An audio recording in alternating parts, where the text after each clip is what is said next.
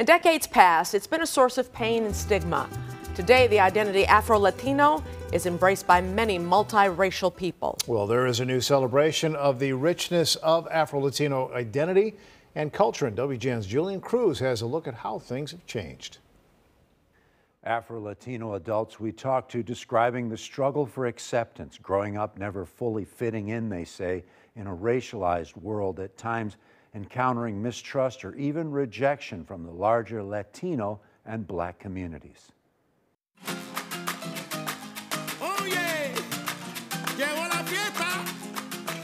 I'm multiracial. My father is African American and my mother is Mexican. Blackness has been a part of Latin America since its inception. We are Black bodies racially and Latina ethnically. We sat down with 3 Afro-Latinas in the arts. They told me how race has impacted culture around the world. Growing up in the 80s as a multiracial person was very difficult because I was never enough of either side. I think it's really about reclaiming our culture. Mateo, the granddaughter of a Black grandfather from the Dominican Republic. There is anti-Blackness that happens within the Latino community that comes from the history within our individual countries. We can all be Afro-Latino because we have traces of our culture, traces of our herencia to Africa. Melissa Dupre, currently appearing in the Hulu comedy How to Die Alone.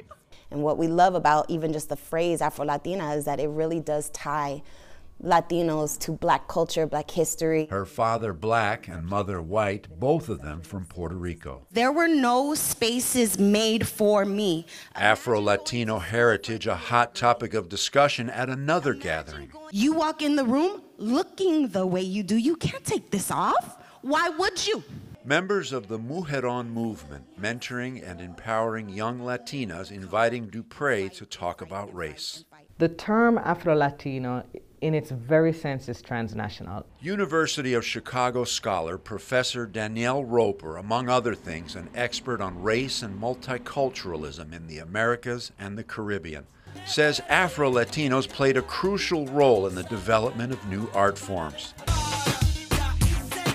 The big things are, of course, reggaeton, of course, hip-hop, but we forget about rumba. We also have to remember that Afro-Latinos gave us salsa. It comes out of kind of Black practitioners, Black drumming, all of this comes out of a history from enslaved people in the Americas.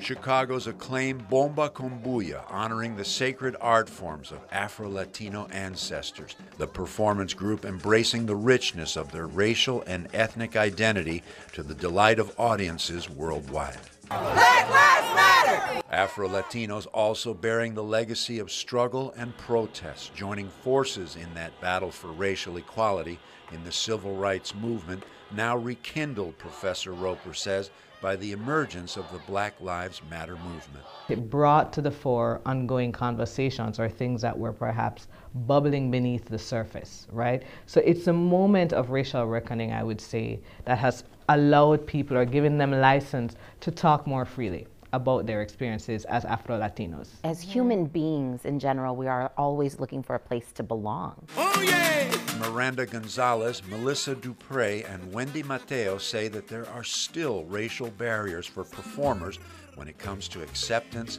and funding projects. But it's really, really important for us to be in decision-making roles. For an Afro-Latina, the intersection of race and culture in the United States in particular has given way to Afro-Latino.